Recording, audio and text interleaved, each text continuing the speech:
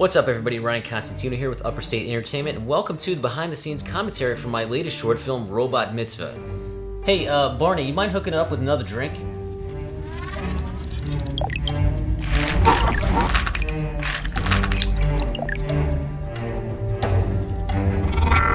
Hey, what's up, everybody? My name's Ryan. And I'm Liz. And welcome to the behind-the-scenes commentary for our entry into the 2018 48-hour film festival titled Robot Mitzvah.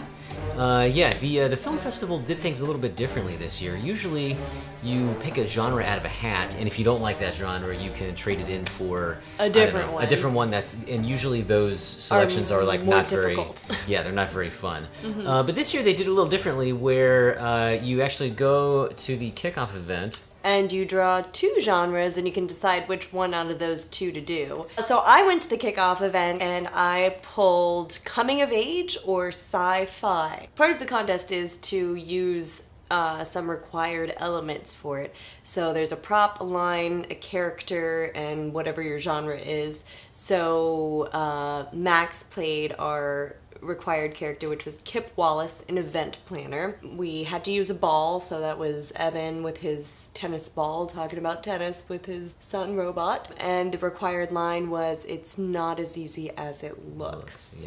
Yeah, and we also did things a little differently too. In years before, like a bunch of us got together and we wrote the film the night that you get the genre, and I thought it might be easier for all of us if we brought on a writer. Mm-hmm.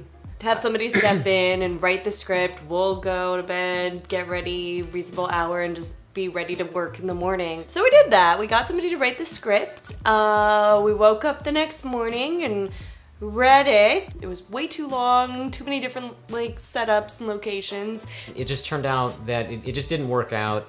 And so we were driving down the freeway at 5 o'clock in the morning on Saturday morning, and we had to come up with an idea for a movie. Yeah, we had nothing. We just had to come brainstorm up with plots, and we were just thinking of sci-fi, coming of age, sci-fi, coming of age. What if we did both? What if it was about a robot having a bar mitzvah? And that was so stupid at 5 o'clock in the morning that it worked. Yeah, it just stuck. So we ended up doing that. And the thing that sets this particular film apart from the other 48-hour films that we've done is, since we came up with the idea for the movie on the way to make the movie, the entire film is 100% unscripted. Yeah. The entire thing is improvised. Mm-hmm. The actors that were involved were amazing, and you guys all just knocked it out of the park. It was not 100% improvised because we did have the required line. So that was the only thing. That's technically correct. Yes, the only was our line. But I had a lot of fun doing it. We shot the movie in two locations. First in Redondo Beach, California. It was this really cool kitchen, and it was right on the waterfront, marina, right on the marina. Yeah, and there were a lot of swastikas though. That was weird. Really? Where'd you use swastika? That was the whole thing. You cut out. You didn't even add it in the film. We were all talking about the swastikas all over the restaurant. The restaurant had swastikas. I don't know what that was. The restaurant, I think they were supposed to be like propellers. I think it was a bat. But it was pretty cool. It's a cool little restaurant, and it was right in the marina, and there was a ton of boats, and it has a really cool look to the location. It's colorful. There's a lot of texture and stuff on it. And it was really fun, too, because the doors kind of roll up and it's out on the dock. So the entire time we were filming, there were all these people just, walking around, sticking their head in, asking us what was going on. Yeah. So that was... We were in the shooting, as early as, 8, 9 o'clock in the morning. There was, ton of people on Saturday. The marina. Yeah, it was Saturday, too, yeah. And there was, just a ton of people coming by and taking photos and, just watching our production. But it was really great. I liked that. I liked that location. And, we had a little bit of fun kind of stealing a few shots around, the marina and stuff like that. And I really liked it. And then we also shot the second half of the film was in Studio City. The rest of the film was shot at Ryan's office in Studio City, up on the roof in the office, and yeah. We had shot the first half of the movie, but did not know what the second half of the film was going to be. Because we improvised it on the way down, and we got partway through the plot, but then we had to wrap it up somehow. And how do you? Yeah, here we are driving the opposite direction and literally having to write the second half of the movie while we're driving down the freeway again. So Kara didn't help; she was asleep in the back seat. That's right. The visual effects in this movie were a lot different than the visual effects I'd done for any other 48-hour film. And I wanted to try to really kind of like push the envelope, so to speak. Of course, one of the biggest challenges for doing VFX on a time constraint is rendering. Luckily enough, I have access to a render farm at my through my job, which is great because then I can do things a lot quicker. Of course, it was like 4 o'clock in the morning, and I'm like rendering VFX, and the entire render farm like crashed. And the render farm is actually in Houston, so I like had no idea what I was gonna do. I thought maybe we did this entire film like surrounding this character that was like CGI and VFX, and like I wasn't gonna be able to do it. Luckily enough, one of the IT guy that was out there, he got my email and like rebooted it when he was up in the morning. We decided to wrap up the film by murdering our hero.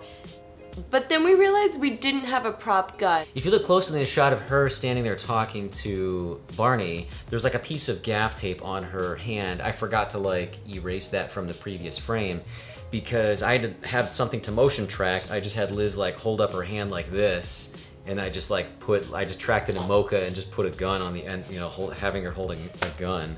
In some of the other years that I've done this, I feel like I've like finished early.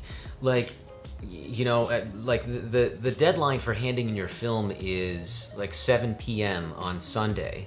And in the years previous, I have turned it in at like 12 noon or like 1 p.m. or like 3 p.m. or something, which is, like early. That's like, I've still had, several hours to continue working on it. And this year I decided to really push it to the last second because I wanted to feel like I did everything that I could do. I did the best I could with the post-production in the limited time that we had. I was finished at like 6:30 p.m. So and there was like a 7. So you have to hand it in at 7, but they give you like a grace period until like 7:20 or 7:30 or something like that. After I handed in the movie, I like realized I ended up spending like 36 hours total straight awake just working on this darn thing. Yeah, I really loved it. I think it's a fun little movie, and it's definitely different from anything you've ever done before. Yeah, so. it's weird.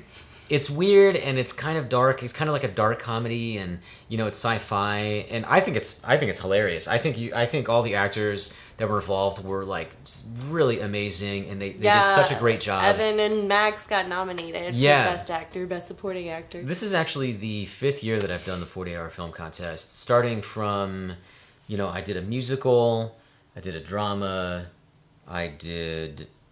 we did a period piece, we did a horror movie, and now a sci-fi movie. So I feel like we had a pretty good run, and I think that I'm ready to move on to bigger and better things. We had a lot of fun making Robot Mitzvah, and we hope that you enjoy it too. And let's go ahead and check it out. Let's do the commentary. Yeah, so here's the very first shot. That is really early in the morning. That's like 6 a.m. Yeah. So it looks like there's nobody out there because it's like, 6 o'clock in the morning. This also looks like it might be a horror movie. It kind of does. The opening does kind of look like that. But it's a little dark and stuff. We didn't have hair and makeup on set. That is correct. No hair and makeup, but I really love the bright colors. And again, that's really early in the morning. That's why there's like nobody out there. But by the time that, like middle of the day rolled around, there were so many people out there. So why did you choose the name Angela? I don't know. It was 6 o'clock in the morning and I needed a name. And is that a salt lamp in the background? Oh, I didn't notice. I'm just keeping my eyes peeled for one of those swastikas. So there's our breakfast catering just sprawled out in the background there. Which works. Eggs. Yeah, it kind of doubled as it was our craft services, and it was also a prop in the movie. You can see wires and stuff. Yeah, well, I knew that light was there, but I kind of left it there because this is supposed to be kind of like, is that a salt lamp on the next to the scarf? Mm-hmm. Go salt lamp. He does such a good Jewish impersonation. He is a Jew. So Colin actually caught me off guard here because I did not know he was going to do this like this like homey like bro guy, but it's awesome. It was so funny. I couldn't even like. There's more of our breakfast on the plate there. Yeah, he was hilarious. So check out this little rainbow in front of the lens in front of her. Right Kara shoulder. cannot pour a beer to save her life. Look at that. Okay, She's so never bartended a day in her life. For someone who drinks enough beer. I actually asked her, I was like, so are you comfortable with like pouring a beer like on camera? And she goes like, yeah, sure. And well, she said she's never done it before. I was like, oh, well, you'll be fine. Like, how hard can it be, right? And oh shit, I just realized he actually flies in front of this. Oh, did you see that? It actually flies in front of there. How about that? Anyway, yes, so she poured this beer, and that's one of the big laughs that the audience always gets a laugh out of your reaction, where you're like... There's his mom. Yeah, so there's my mom in her starring role as the makeup artist.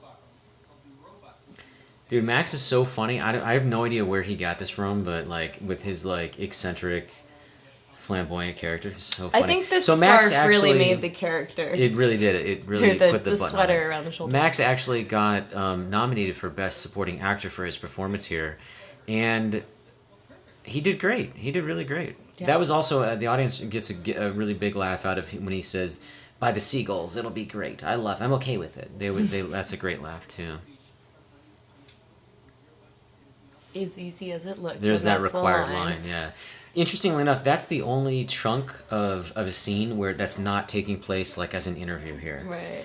And then, I mean, not including the end or whatever. The Jews, yeah. People I didn't know if I should have left that in or not. But... Oh. I thought it was funny. Yeah, he is.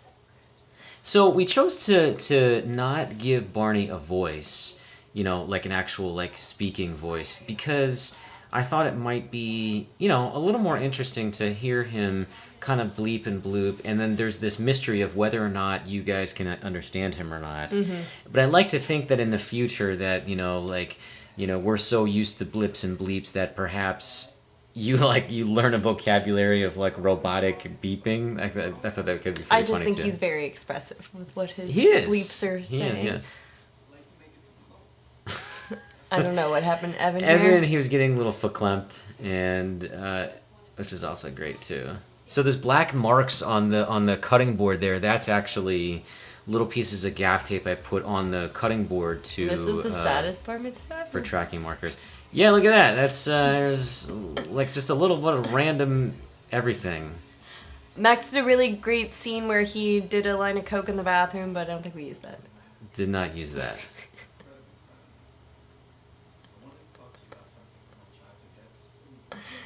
Evan got nominated for Best Actor, I think, because of this delivery here. Yeah.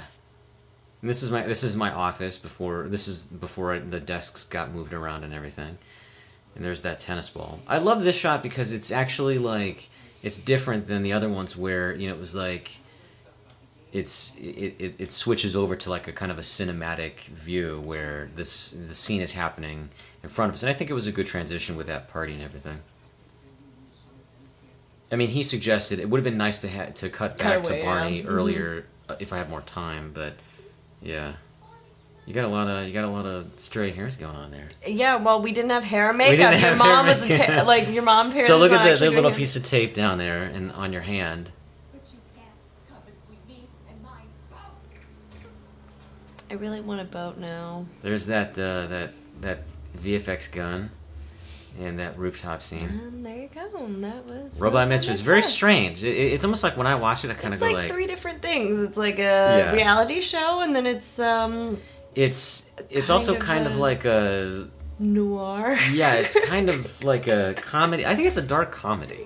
I mean, when I was putting it together, I said that I wanted to...